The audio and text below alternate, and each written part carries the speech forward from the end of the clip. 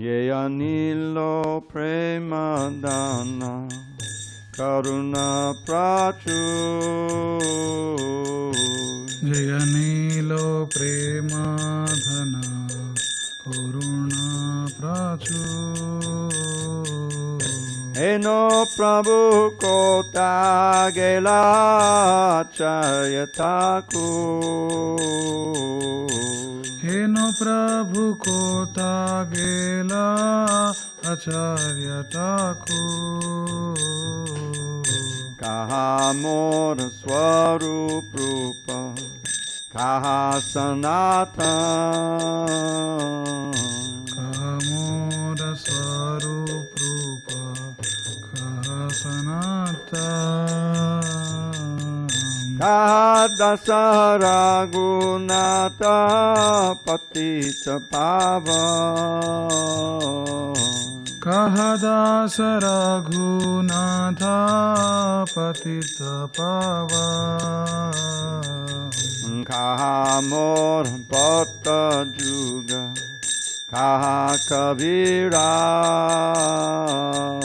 Kaha Mora Bhatta Juga Kaha Kavira. Eka Kale Kota Gela Goranatara. Eka Kale Kota Gela Goranatara. Bashane Kutibo Mata Annale Pashibo. Pashane Kutibo Madha Anale Pasibo. Gauranga Gunera Nidhi Kotangele Pabo. Gauranga Gunera Nidhi Kota Gele Pavo. Se Samba Sangira Sange Chekoi Lombila. Se Saba Sangira Sange Jekoi Lovila. Se Sangana Paya Kande Narutamada. Se Sangana Paya Kande Narottamada. Se Anilo Premadana Karuna Prachur. Jaya Nilo Premadhana Karuna Prachur. Jaya Jaya Vaishnav Thakur, Vaishnav Thakur, Vaishnav Thakur, Jaya Vaishnav Thakur. Jaya Vaishnava Thakur, Vaishnava Thakur, Vaishnava Thakur, Jaya Vaishnava Thakur. He who brought the treasure of divine love and who was filled with compassion and mercy, where has such a personality as Srinivas Acharya gone? Where are my Swarup Damodar and Rupa Goswami? Where is Sanatan? Where is Raghunath Das, the savior of the fallen? Where are my Raghunath Bhatta and Gopal Bhatta? And where is Krishna Das Kaviraj? Where did Lord Gauranga, the great dancer, suddenly go? I will smash my head against a rock and enter into fire. Where will I find Lord Gauranga, the reservoir of all wonderful qualities? Being unable to obtain the association of Lord Gauranga, accompanied by all of these devotees in whose association he performed his pastimes, Narottam Das simply weeps. Hare Krishna. Hare Krishna. Hare Krishna. Yesterday we have disappearance day of Sri Abhiram Gopal Thakura. Yeah. So we are doing the prayers and we are doing a bit reading about such Vaishnava Thakur. Sri Abhirama Gopala Thakur. Previously, Abhiram Gopal Thakur or Sri Ramadasa was one of the Dwadasa Gopalas, 12 cowherd boys who descended with Lord Balrama. See, in Gaur Leela, he was an intimate devotee of Sri Nityananda Prabhu. One day, while overwhelmed in the ecstasy of Sakhyarasa, loving friendship, Abhirama wanted to play a flute like a cowherd boy. After searching the forest, he found a log which 16 men couldn't move. Astounding everyone, Abhiram grabbed the log and made it into a flute and then played it. In the mood of a cowherd boy, Abhiram Gopal carried a bull whip named Jayamangala. Anyone who touched it became infused with Krishna prema. It is said Srinivasa Acharya received pure love of Krishna in this way. Abhiram Gopala was a powerful Acharya of Gaudiya Vaishnavism. Atheists and blasphemers would flee in terror upon seeing him. He was Lord Nityananda's most vigorous preacher. Learned in all scriptures, he also excelled in music, song, dance. Abhirama used his home for preaching and serving Vaishnava pilgrims, not for sleeping. His house resounded with Kirtana and Krishna Katha and was often visited by pure devotees. His samadhi is in 64 samadhis area. Hare Krishna. Shri Abhiram Gopal Thakur ki jai.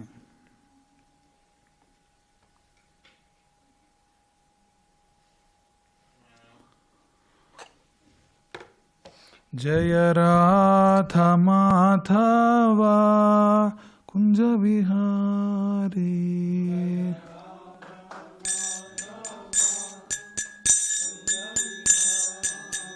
Jaya Gopi Jana Vallabha Girivaradhari.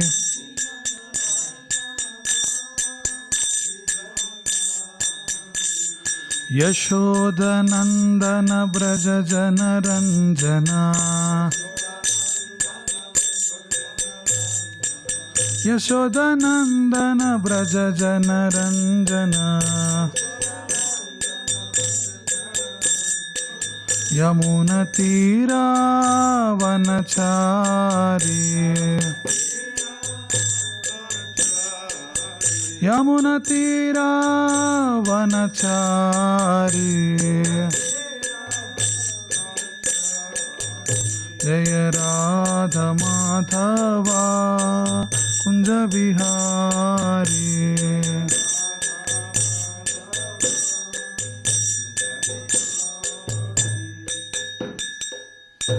Jaya Vishnupada Paramsa Parivrajaka Ashtotra Sadasya Srimad His Divine Grace A.C. Bhaktivedanta Swami Srila Prabhupada ki Nitya Leela Parvishta Jaya Vishnupada Paramahamsa Parivrajaka Ashtotra Sadasya Srimad His Divine Grace Bhakti Siddhanta Saraswati Goswami Srila Prabhupada ki Ananta Koti Vaishnava Vrinda ki Namacharya Srila Haridas Thakur ki Prem Se Kau Sri Krishna Chaitanya Prabhu Nityananda Sri Advaita Gadadhara Srivasa Adi Gaura Bhakta Vrinda ki Ganga Mai ki Yamuna Mai ki Bhakti Devi ki Tulasi Devi ki Samaveta Bhakta Vrinda ki all glories to Samul devotees, all glories to Samul devotees, all glories to Samul devotees, all glories, all glories, all glories to Shri Guru and Shri Gauranga. Narayanam Namaskritya Naram Chaiva Narottamam Devim Saraswatim Vyasam Tato Jayamudhirayet. Before reciting this Śrīmad-Bhāgavatam, which is the very means of conquest, one should offer respectful obeisances unto Personality of Godhead Narayana, unto the Naranarayan Rishi, the supreme-most human being, unto Mother Saraswati, the goddess of learning, and unto Srila Vyasadeva, the author, and Srila Prabhupada, a spiritual master. Nasta prayeshu bhadreshu nityam bhagavata sevaya Bhagavatyuttama sloke Bhaktir bhavati naishtiki. By regular attendance in classes on Bhagavatam and by rendering of service to the pure devotee, all that is troublesome to the heart is almost completely destroyed, and loving service unto the Personality of Godhead, who is praised with transcendental songs, is established as an irrevocable fact. Om Namo Bhagavate Vasudevaya. Om Namo Bhagavate Vasudevaya. Om Namo Bhagavate Vasudevaya.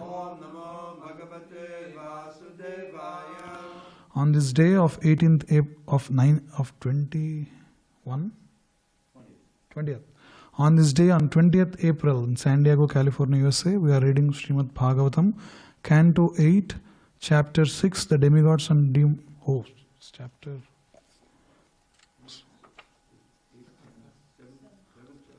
chapter 7, Lord Shiva saves the universe. And so text 8. So before coming to text 8, I'll just 4, 5, 6, 7, I'll go through it and then we'll recite the verse.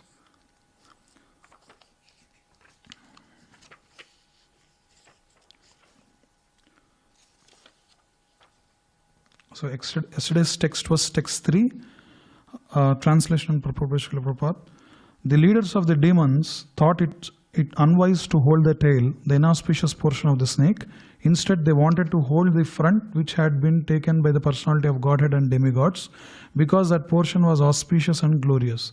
Thus the demons, on the plea that they were all highly advanced students of Vedic knowledge and were all famous for their birth and activities, protested that they wanted to hold the front of the snake.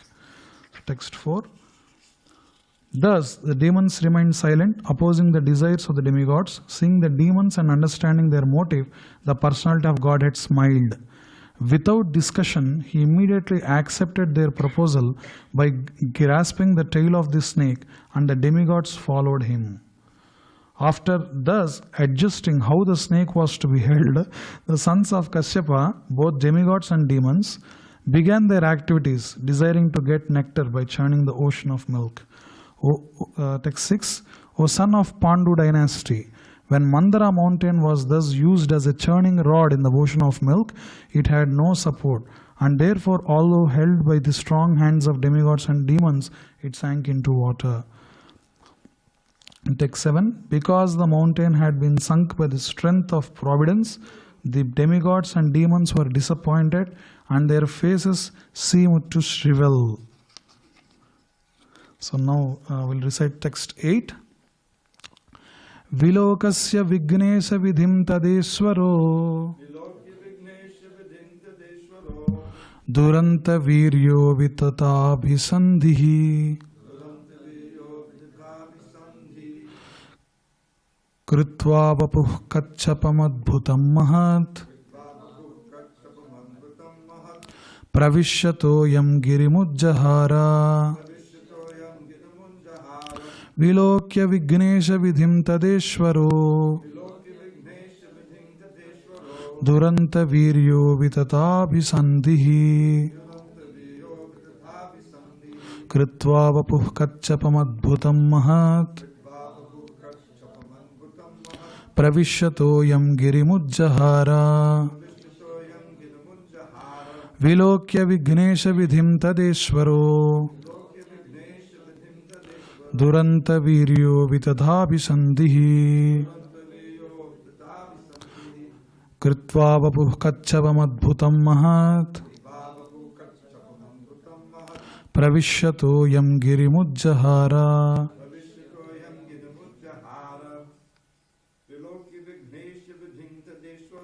Vilokya vignesha vidhim tadeshwaro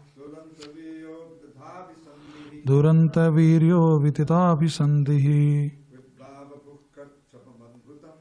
krutva vapuh kacchapamadbhutam mahat pravishyato yam girimujjahara Vilokya vignesha vidhim tadeshwaro duranta viryo vititapisandhihi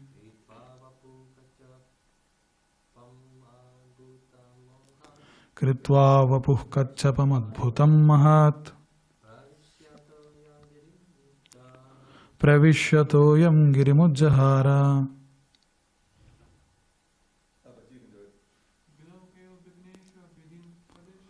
Vilokya vignesha vidhim tadeshwaro duranta viryo vititapisandhihi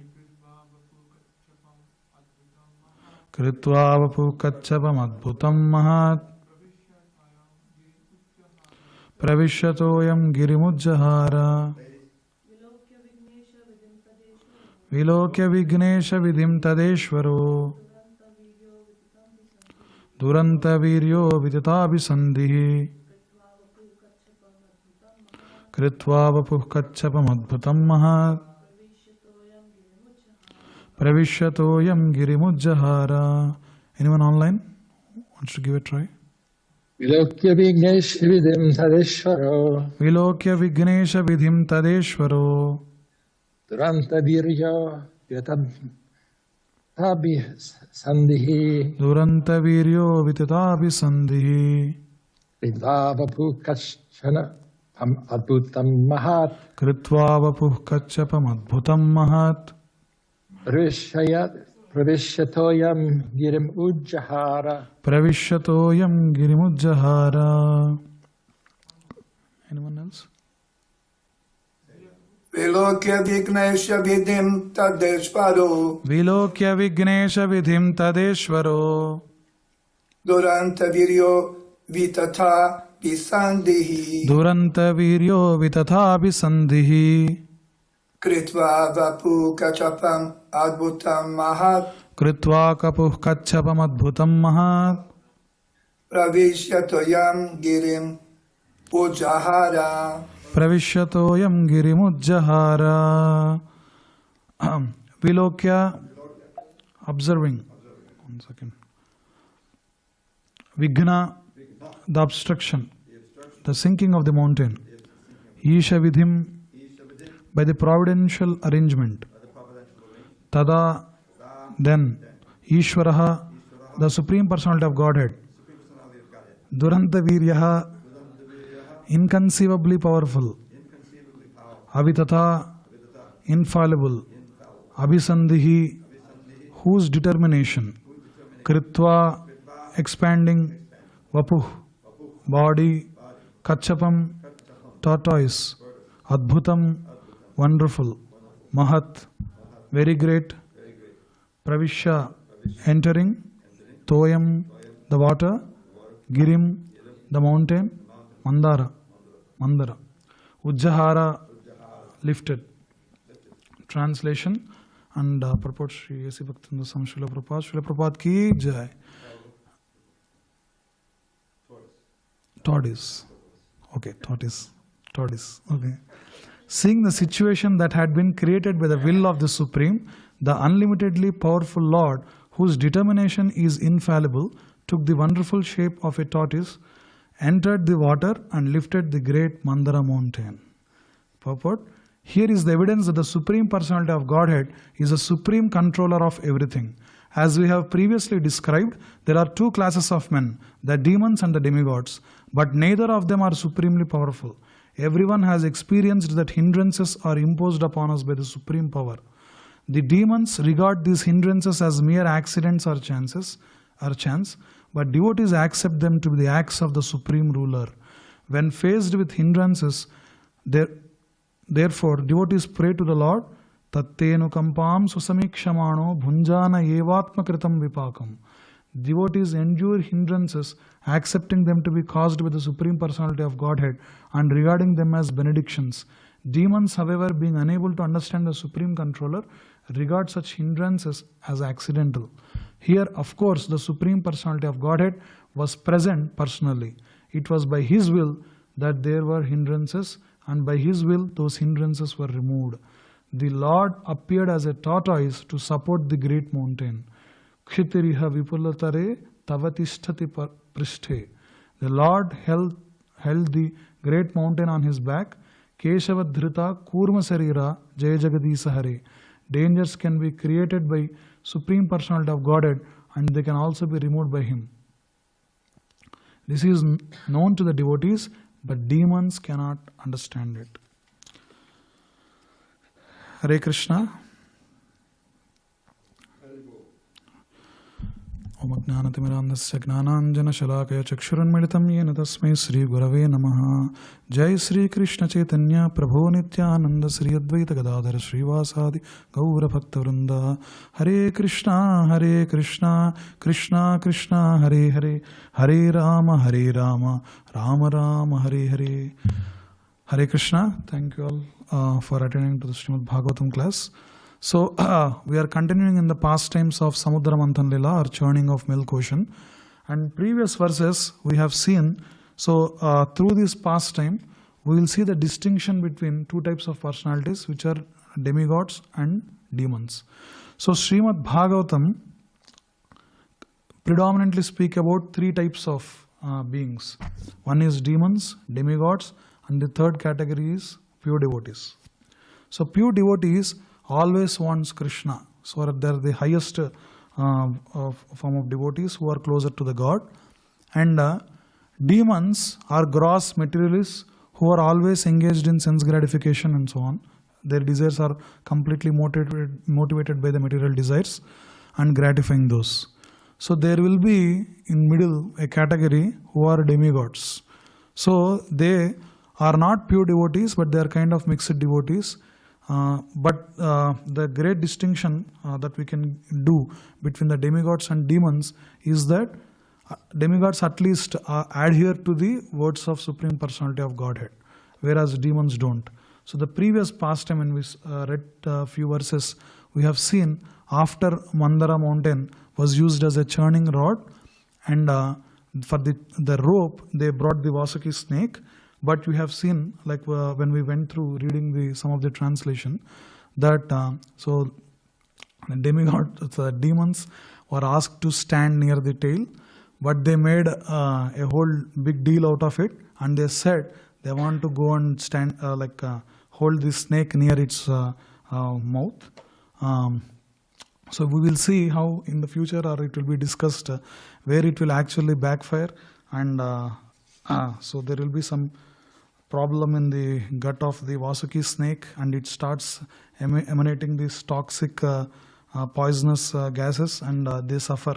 So basically it teaches us a lesson that this adamant, stubborn, rebellious nature to go against the will of God and for gratifying own senses is always yields us misery. That's what it shows.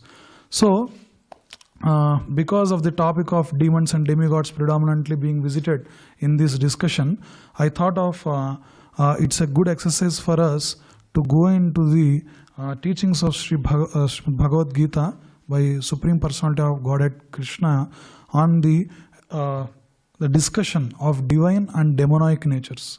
Let us refresh our memories in what Krishna spoke to Arjuna.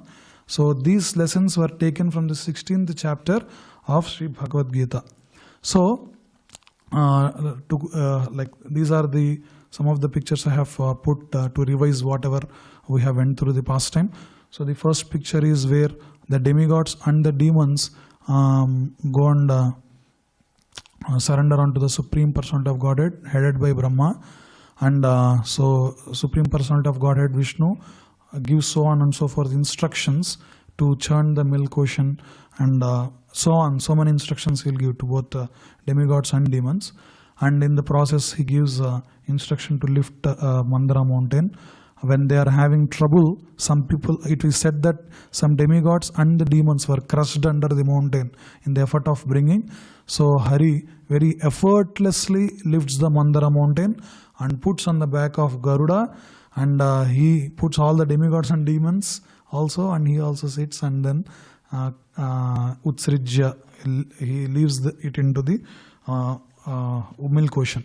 And the pastime goes as, so the milk ocean gets unstable.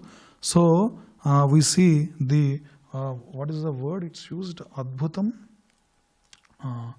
Kacchapam Adbhutam. So the divine tortoise, that is Kūrma avatar. So Hari comes as a Kūrma avatar, as a tortoise, and supports the Mandara mountain. And also the tip gets unstable, and they puts Ajita, the Dravida Prabhu said in yesterday's class, he is the avatar of that Manvantara. So Ajita will sit on the top of the Mandara mountain with many hands and all. I should have the picture of Ajita. So this picture, on the top there is Ajita, and bottom there is Kūrma avatar. So this is the pastime that's going on. So Krishna discussing about the divine and demonic natures, he goes in this chapter 16 in detail. So Vaishnavas or Acharyas say that this churning of milk ocean also is a pastime which relates to us as well. So the reason why I said about the three stages of the beings that are discussed in Śrīmad-Bhāgavatam, about pure devotees and demons and demigods. So the consciousness that is closer to us as a practicing sadhakas are of demigods. So even in Ramayana, we see there are like three sorts of people that are discussed. One is near Ayodhya, where everyone is so fond of Ram, everyone engages in strong principles of religious principles and adhere to it, and so they are pure devotees category. And there are people of Lanka that we see who are gross materialists. They do not adhere to any religious principles, and they scarcely clothe, they do not have proper interactions, they are all like with demonic tendencies they have. But there is some in between Ayodhya and Lanka who are Kishkinda. So Shubh-Vilas Prabhu says that Kishkinda is like our kind of category. That is, when Ram is giving strong instructions, they are friends of Ram. They will assist Supreme Personality of Godhead Ram. But after Vali is killed, then Ram gives 4 months of vacation. Okay, enjoy, and because you are freed from Vali's terrific, the terroric rule of terror. So just have whatever the celebrations you want to have, and then we'll continue searching for Sita and bringing her back as you have promised. That's what he takes from Sugriva. But they completely forget, and they are completely immersed in the parties and celebrations. So then like Ram will be in the cave. So they party so hard that those sounds in the cave they will hear. So Lakshmana gets very angry. So Ram will send Lakshmana as a messenger. He will go and give a warning to Sugriva. Sugriva, you have given promise, and if you are going against that promise, you will face the consequences of facing the arrow of Ram, like that. So basically, this the demigods or this Kishkinda is very close to our mindset. So what I said is like these acharyas actually compare the Samudra-manthana-līlā into the state of what is going on inside every living being. That is, we have Daivi pravritti and Asuri pravritti. We have both Hanuman and Ravanas inside us. So there is always a tug of war that's going on in every choice that we have to make. And if we are strengthening our intelligence by listening to the instructions of Supreme Personality of Godhead, by taking association of the devotees and following the devotional practices, then the Daivi Sampada will increase. The divine qualities will nourish, and the strength towards the Daivi side, so the divine qualities will increase. Then Asura Pravritti will be subdued. But if we are following on to this path of sense gratification and living in the mood of Bhoga Vritti, Bhoga Vritti means enjoyership, that whatever I see, I need to enjoy that. So when you are doing that, then you are following and going through the activities of modes of passion and ignorance, you are increasing the propensity of Asuri Sampatti, the demonic qualities. So this discussion of divine and demonic natures are there in Bhagavad-gītā Chapter 16. We'll try to go through some teachings of what Krishna has given in Bhagavad-gītā. So there are 24 slokas in Chapter 16. The first 3, Krishna lists out all the divine qualities. 26 qualities Krishna will list. What are all the divine qualities that are there? 4 to 8 slokas consists of demonic qualities, and he expands on the nature of the demonic people in 10 to 20. And the last 20-24, he says actionable things, how to give up the demonic tendencies and adhere to the scriptural principles. So in that we'll go. So Urdhvamula Madasakam, because this is chapter 16, chapter 15 speaks about the inverted banyan tree. So where the material world is a replica of a spiritual world. So that is what discussed in chapter 15. So when chapter 15 describes that banyan tree of the material world, the modes of material nature nourish both the upper auspicious divine branches of the tree and the lower demonic branches. Also, like that, different branches are discussed there. So in that discussion, the roots of the banyan tree, were compared to the activities of the living entities, some auspicious and some inauspicious. But these are not addressed in detail in chapter 15. So Krishna goes through that in chapter 16 of Bhagavad-gītā. So these are the divine qualities Krishna gives, that is Abhayam Sattva Samsuddhir Gnana Yoga Vyavasthiti Dhanam Damascha Yagnascha Swadhyayastapa Arjavam. That is Abhayam, fearlessness. So that is dependence on God. We see from Mahajanas how we get the fearlessness by depending on Supreme Personality of Godhead Hari. Once I heard a pastime. Once when one devotee was asking Srila Prabhupada, what do we get by chanting? What do we get by chanting? What do we get by chanting? Prabhupada tells fearlessness. Like that. I think you only told him. Yeah, but he was asking about him. About him. What does he feel? What he is feeling. Okay, yeah. He says fearlessness, like that. And so that is one quality that Krishna gives. And Sattva Samsuddhir, that is purity of consciousness by prescribed rules. Gnana Yoga Vyavasthitihi, that is cultivation of spiritual knowledge. Dhanam, charity, that is the fourth quality. And this is for Grihasthas. So Krishna lists out all these qualities which spans out different varnas and ashramas. So which you can predominantly do and so on. And Damascha, self-control, especially in the sex life. Yagnascha, sacrifice, especially for Grihasthas. And Swadhyayascha, that is Vedic study for Brahmacharis. That's why Srila Prabhupada says that every temple must predominantly serve these 5 purposes. That is, every temple should provide Krishna Siksha, Krishna Darshan, Krishna Naam, Krishna Seva and Krishna Prasadam. So all of these will help us nurture our spiritual life and purify our consciousness and follow devotional activities more purely and chant purely and so on. So the Swadhyaya, the Vedic study for Brahmacharis. And Tapaha, austerity, can be of body, mind and tongue. And Arjavam, simplicity, being straightforward. So this is the first text where he lists. Yeah, actually that's true. It should be needed for everyone actually. So yeah, Swadhyaya should be for everyone. Yes, yeah. Ahimsa, non-violence. Satyam, truthfulness. So non-violence, not checking one's progressive life. That is, and Satyam, truthfulness, not lying for personal interest. Akrodhas, freedom from anger, even in provocation. Tyagaha, renunciation, using things in Krishna's service. Shantir, tranquility, unagitated, peaceful, equipoised.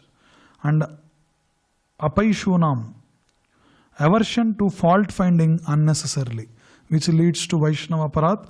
And like as we commit Vaishnava Aparats, so our Bhaktilata beach is there. It is called as a mad elephant offense, like where if a mad elephant is going, like all the small saplings are being uprooted.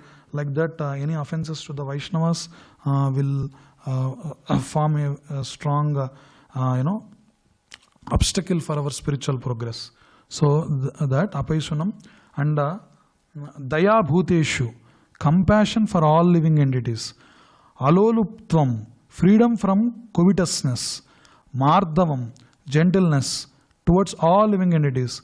Hrir, modesty, no abominable activities. Achapalam, steady determination, not agitated even in failure. Tejaha, vigor, protecting the needy for Kshatriyas. Kshama, forgiveness of others' minor offenses. Dhritihi, fortitude, mental and emotional strength. Saucham, cleanliness, internal. Oh, sorry. Yeah, now it is adjusted. So, yeah, sorry. So at text 3, so we are going through the qualities in third sloka. That is Tejaha, vigor, protecting the needy for Kshatriyas.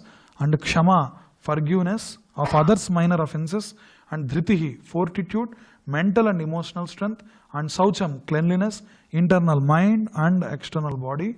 And Adroho, freedom from envy, not resentful. Nati Manita, Nati manita. From the passion for honor. From the passion for honor, that is respecting others. Bhavanti sampadam daivim abhijatasya bharata. These transcendental qualities, O son of Bharata, belong to godly men endowed with divine nature. So Krishna lists all these divine qualities which are coming in the mode of goodness activities. And now Krishna gives what are the asuric or demonic qualities in passion and ignorance. Dambha, that is dambah, darpa, abhimanascha, krodha, parushamevacha, agnanam chabijatasya, partha sampadam asurim. That is the verse. So what are the qualities listed? Dambho, the dambha, that is pride, want to make a show of religion even if sinful. Darpaha is arrogance, pride in one's wealth and education. Abhimanascha, conceit, desire to be worshipped by others. Krodhaha, anger over trifles. And parushamevacha, harshness, rough language in front of others. Agnanam, ignorance, lack of discrimination, whimsical action. Chabijatasya partha sampadam asurim. These qualities belong to those of demonic nature, O son of Prutha. That's what Krishna is saying. So, always we can introspect ourselves where our day-to-day activities are falling under and try to improve based on these things. And Krishna says, what happens, one who does both of these qualities, what is the consequence of such things? So Krishna gives in the 16.5 verse, that is Daivi Sampad Vimokshaya, that is the divine qualities are conducive to liberation. That is, it takes us free from cycle of birth and death and takes us to the destination towards Lord Hari's abode and engage in eternal servitude to Hari. And demonic qualities cause bondage. Nirbandhaya asuri mata. That is the verses. Daivi sampad vimokshaya nirbandhaya asuri mata masucha sampadam daivim abhijatosi pandava. The divine qualities are conducive to liberation and the demonic qualities cause bondage. Do not worry, O son of Pandu, you are born with the divine qualities. So he is actually assuring not to discourage. Prabhupada writes in the purport that Krishna is speaking not to, because Arjuna is in the mood of, I have to perform war and all. So there is a chance that he can think that his propensity to wage war, he might attribute towards demonic quality. But Krishna is assuring that's not a demonic quality. It is for the, like that. Oh, yes, sir. Oh, yeah. No problem. Yeah.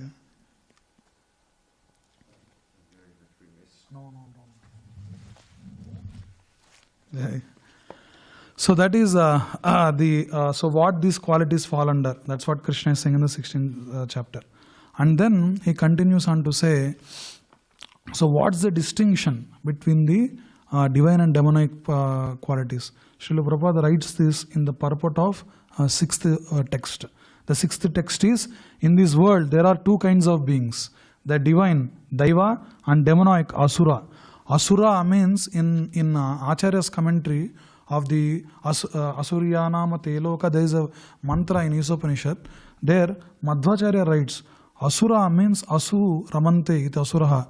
That is, they are always wanting the quick sense gratification. That's what the means they look and they move towards. So, I have already explained the divine qualities, Krishna is saying. Now hear about the demonic. In this text, Prabhupada writes it. So the divine qualities is, they follow a regulated life. They abide by the injunctions in scriptures and the authorities. And the demonic, the difference between the demonic people is that they do not follow the regulative principles as laid down in the scriptures and act according to his whims. So these differences, time and time again, through many of the personalities that these wonderful scriptures like Ramayana or Mahabharata or Śrīmad-Bhāgavatam very clearly elucidates. Like for example, though we see from the like previous cantos, like the pastimes of Prahlad Maharaj, though by birth if you see, even though he is in the demonic family, but whatever the activities that he have performed, he is following a regulated life, following the instructions of Narada Muni and he says a Mahajana, a great devotee of the Lord. But we see the distinction between Ravana and also Hiranyakashipu, who are predominantly of demonic nature. So Srila Prabhupada mentions in the purport of the text that the only criteria of division is obedience to scriptural injunctions. That's what the main criteria that is said. And in the text 7, so Krishna goes on discussing that. Pravrittim cha nivrittim cha janana vidurasuraha na saucham na pichacharo na satyam teshu vidyate. So, about the demonic people, Krishna is saying, they do not know what is to be done, pravrittim, and not to be done, nivrittim. What is to be done and what is not to be done. And they don't have cleanliness, saucham, good behavior, acharaha, or truthfulness, satyam. That is, this is the main study that is given in the purport of the text 7. That is, they don't know what is to be done and not to be done. So, they do not follow Shastras. So, anyone who acts whimsically and not according to the set of scriptural rules and regulations set up for a civilized society. So, why should we follow this set of rules and regulations? We will see. Krishna will tell what is the consequence of following and what is not following. In one of the verses of Śrīmad-Bhāgavatam, it is said that Dharmantu Sakshat Bhagavat Pranitam. The rules of the scripture are compiled and crafted by the Supreme Personality of Godhead, Krishna himself, so that we do not fall into the lower forms of life or go into more and more suffering, and to perfect our one's own life and go to the destination, and that is towards the Gopi Bhartur Padakamalayur Dasa Dasa Dasanudas. So for that, the scriptural injunctions gives us a way of livelihood, how to do that. So that is some of the things mentioned in knowing what to do and what not to be done. We should pay attention and we should make endeavor in learning those and perfecting our habits in doing such actions. And the another thing is cleanliness. So unclean, neither likes nor follow these rules. And also cleanliness, like external cleanliness also, brushing, shaving, bathing, etc. And internal cleanliness, that is chanting the Hare Krishna Mahamantra. So these both are important. Prabhupada mentions in the purport this. And improper behavior. So, having proper social behavior, dealing with the devotees properly, and not only devotees in general, with the other beings properly. So that is one thing. And also truthfulness, that is not to lie just to serve one's own interest. And so that is one quality that Krishna is saying. And so about the demonic people itself, their conclusions about this world. So what are the conclusions they have?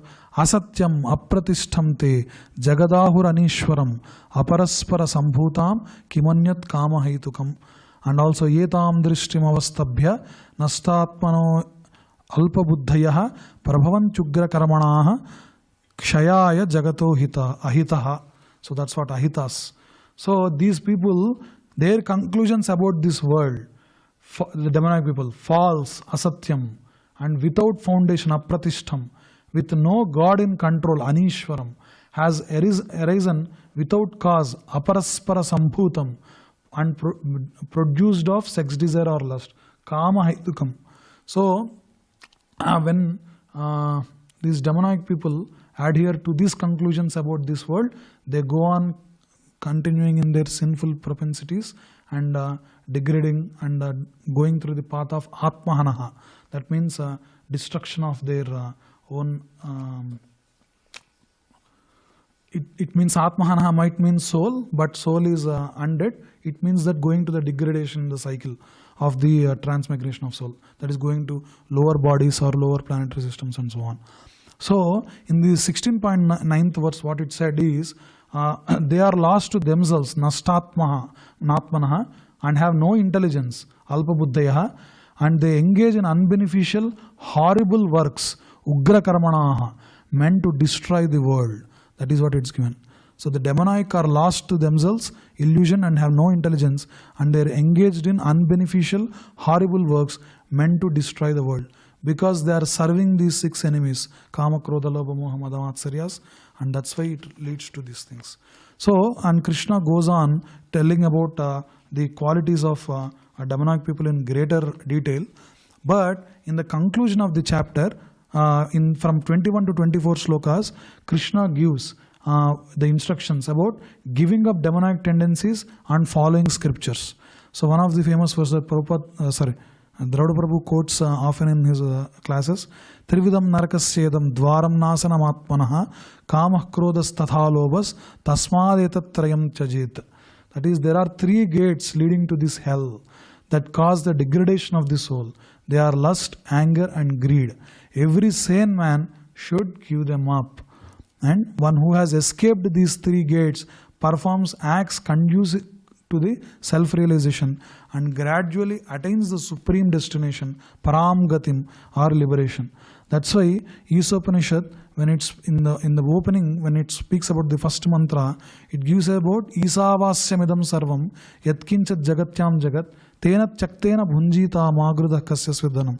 That is how everything is under the supreme ownership of Isavasyam, the supreme controller Ishaha, Supreme Personality of Godhead. And Isavasyamidam sarvam yatkinchat jagatyam jagat. All the constituents of the universe and the universe itself, that is under the control of the Supreme Personality of Godhead. Tena chaktena bhunjita. Consume what is given to us. What is your quota? And magrudah kasya svidhanam. Do not steal another man's wealth. That means do not do or perform actions which are prohibited. That is for four regulative principles that are given, which forms the pillars for the sinful life. That is meat eating, intoxication, gambling and illicit sex. One should at once stop these because these are acting as hindrances for our progress in our spiritual path. So a sane man who does not want to glide down to the species of demonic life must try to give up these three enemies which can kill the self to such an extent that there will be no possibility of liberation from this material entanglement. So in the first mantra, when it is said, these Isavasya principles one has to adhere. Isopanishad in the second mantra speaks about Kurvannevehe karmani jijiviset satam samaha evam tvayi nanyate tosti na karmalipyate nare. That is, perform Kurvannevehe karmani. One can aspire to live for hundreds of years by performing such actions which does not bind them to the cycle of birth and death. So this is how you should live according to Isavasya principles. That is the second mantra says. And the third mantra gives a warning. What if you do not adhere to living against to Isavasya principles? That is the Asuriya namate loka andhena tamasavruta tamste pretyabhigachanti tamste atmahano janaha, something like that it comes. That is those atmahanaha janaha. That is those who are engaging in those activities which are destroying the soul. That means going into the degradation of the soul. So they are put into Asurya namate loka, the dark lokas which are filled with darkness and ignorance. That's why we should be cognizant about the actions that we perform and so on. And in the last two slokas in the 16th chapter, Krishna gives what happens about those who do not follow scriptures and those who follow scriptures. Yas sastra vidhim utsrijya vartate kamakarataha nasasiddhim avapnoti na sukham na param gatim. He who discards scriptural injunctions and acts according to his own whims attains neither perfection nor happiness nor liberation, which is the supreme goal.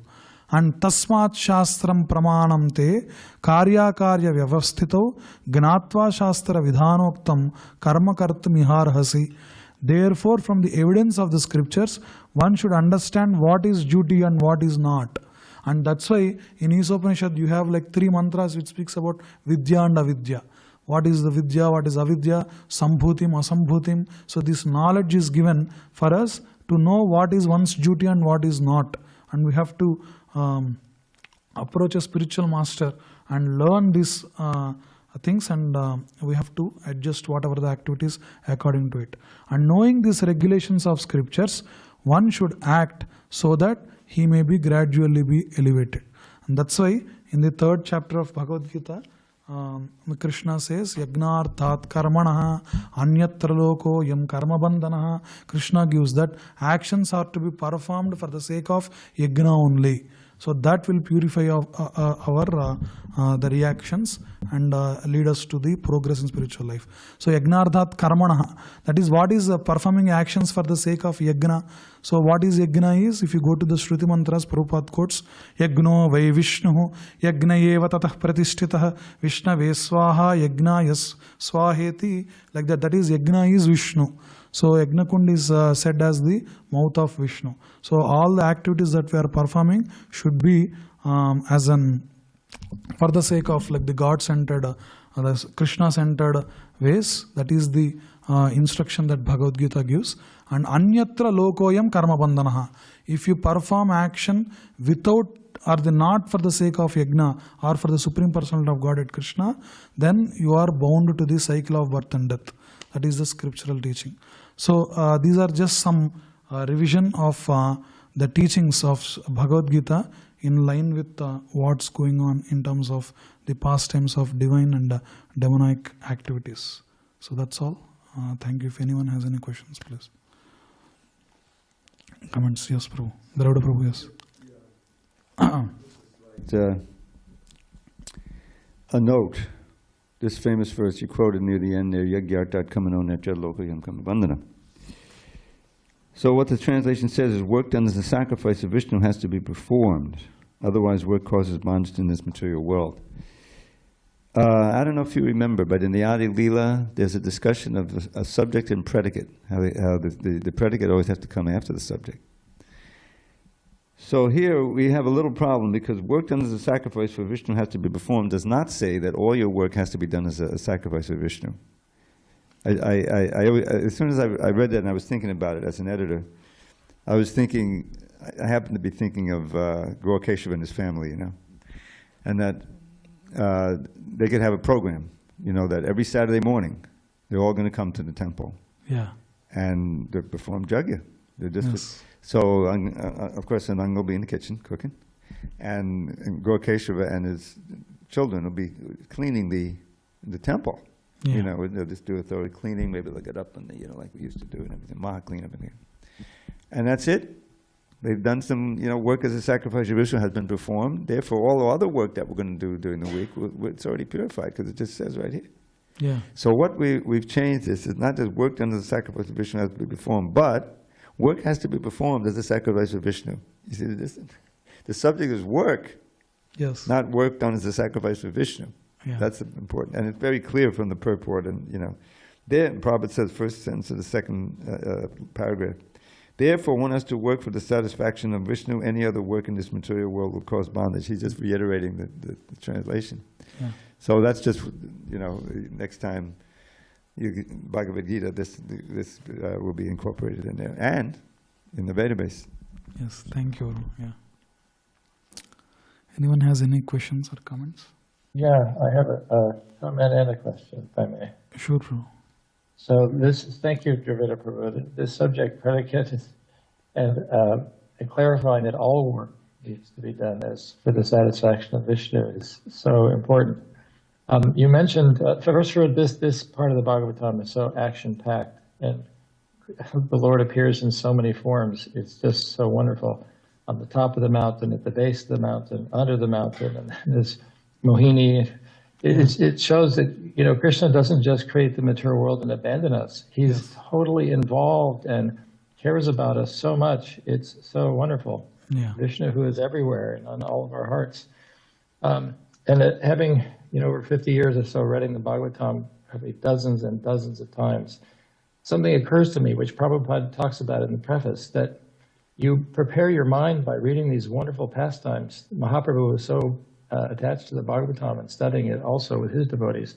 But by the time you reach the 10th canto, you realize this childish cowherd boy isn't, if you just started there, you wouldn't have the appreciation how great he is, how wonderful and great his devotees in Vrindavan must be, and how great is the land of Vrindavan. Your mind is just totally prepared to enter into those pastimes with a whole different attitude. It's just wonderful. And as Dravida alluded, this Svadhyaya continues. I mean, we're all brahmacharis. Even the grihastas are grihasta brahmacharis. That's our comfort zone. And this Svadhyaya, this deep study of this, goes on. It never stops. We just keep going deeper and deeper. So that was my comment. I did have a question. Okay, You mentioned, you read this wonderful verse that Arjuna is encouraged, Krishna encourages him that he was born with the deity Sampat, which begs the question, what about us? So Arjuna's born with them, don't worry Arjuna, but then the rest of us, the message, the implication is, well, we do have to worry. So what is the purpose of the Bhagavad-gītā? If Arjuna is already born with these qualities, he's already ready after the 6th chapter, he's already set to follow Krishna's instructions.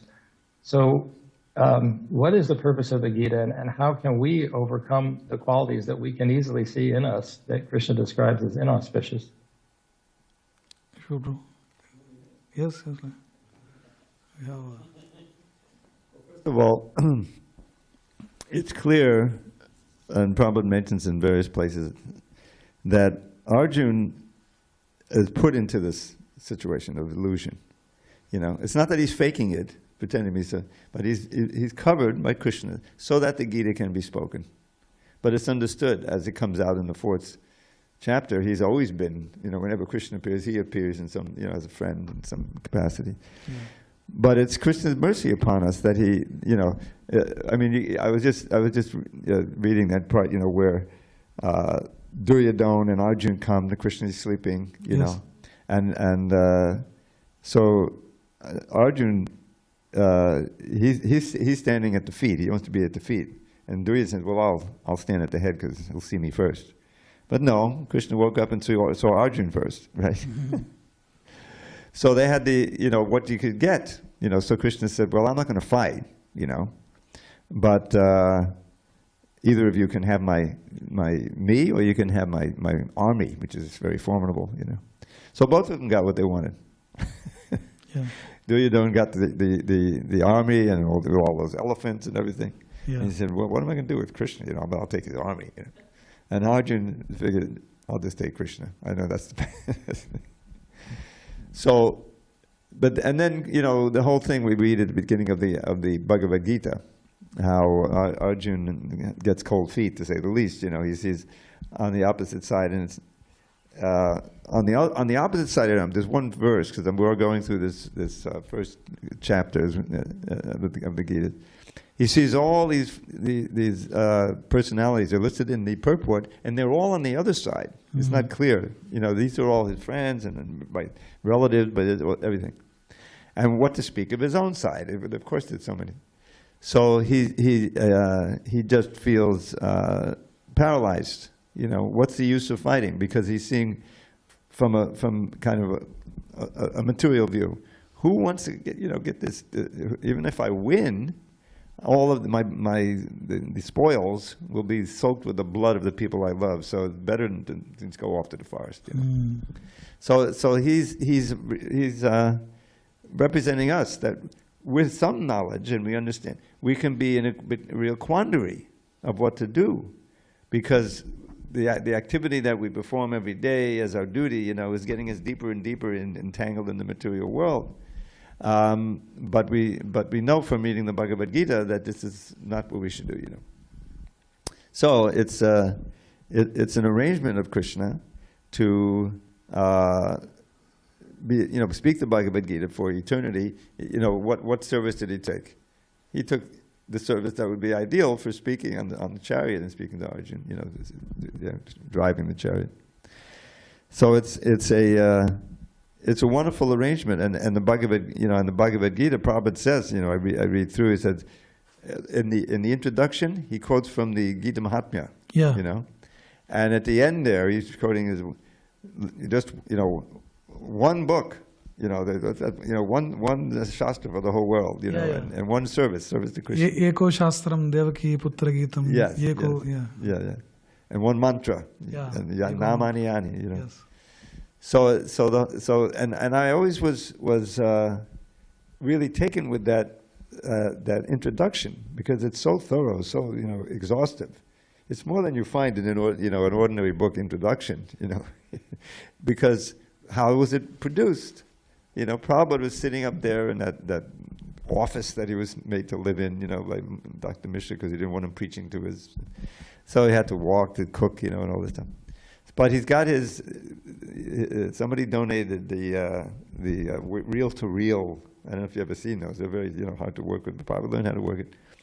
And so I got the feeling, well, because he didn't really know what would happen. At least there'll be this, right? This the introduction. So very wonderful, and we printed that as a separate book. Then he gets burglarized, and the burglar, of course, he steals the only thing of real value in there. I mean, that you could sell, and that is the reel-to-reel thing. But he left a tape, which is, this is real the gold, And Prabhupada later got that, another reel-to-reel, and it was transcribed and everything, So it's such a gift at everywhere we look. If you really approach the Hare Krishna movement and the books and the devotees and everything, it's a manifestation of Krishna's mercy. Is what it is, of Lord Chaitanya's mercy. To spread his mercy. And giving people the option. How can we, even in our daily life, because it was so distracting, develop these good qualities? Well, beginning with chanting Hare Krishna. Start with that. Yes. It's such a amazing gift. People don't realize, but propagating the mantra and the books and the whole thing is really what it's all about. And here I was always taken, as you mentioned, with those last 4 verses. Because then the last 2 verses, he introduced the importance of the Shastra. As all important. If you don't know the Shastra, of course you're going to violate it. Yeah. And if you know it and then you disregard it, then you're also going to suffer. Yeah. Therefore, tasmat, Shastra, Pramanam, Te, Karya, Karyava. If you want to know what to do and what not to do, what you feel is your duty, you have to consult the Shastra. And then he knocks the home, he says, and knowing it, you actually have to observe it. Not just to know it as some theory, I think that's why Prabhupada gets on the case of all these professors and people who, they know the Gita, but as Tamal Krishna was saying, he said, okay, what are you going to do? What do you mean, what am I going to do? There's some professor, of course, it's just a subject matter for study. No, it's a life-changing instruction, and not just to just read it, but to understand it, follow it. And if you can't follow it, pray that you're able to follow it more, Anyway, that's my, yes. Thank you. Thank you. Sadhu. Any other questions or comments? And you probably come, if you read Prabhupada's books or you hear his lectures, he's going to say this, because he says it all the time, that Krishna has nothing to do, And then if you think about, wait a minute, what's all that Leela that he's doing? You're doing stuff, Yeah. So it's part, the English language really is like a minefield. You can really go astray. So Prabhupada would always say that in context with the famous verse, Natatsikaryam karanam cha vidyate, dandatsamascha vidikascha drishyate, and then he goes into the Padasya Shakti. So what that verse is saying, that it's not that Krishna doesn't have anything to do, but Krishna doesn't have to do anything. Yeah. You see how easily you can misconstrue. Yes. He always says He doesn't have to do. Yeah. He doesn't have to do anything for the management of this world. It's all simply delegated through his energies, through his expansions. So then what is he going to do? Play. Leela. He lives for the Leela. You see? That's what he really wants to do. He's doing in Goloka, or when he comes to Vrindavan. So, and also the word infallible, which is, obviously, if English is a second language, Yes. then you say, oh, here it says he doesn't fall down, infallible, and how he pronounces it too. So I was thinking of course I won't do it, but instead of infallible, we'll say unfallable. U-N-F-A-L-L-A-B-L-E. A new word. We'll enter a new word into English. Unfallable. You can't fall down. That's what a chuta means. Krishna doesn't make any mistakes, but that's not the word that describes it. Anyway, just a few of the editorial adventures I'm undergoing. Jai Prabhu.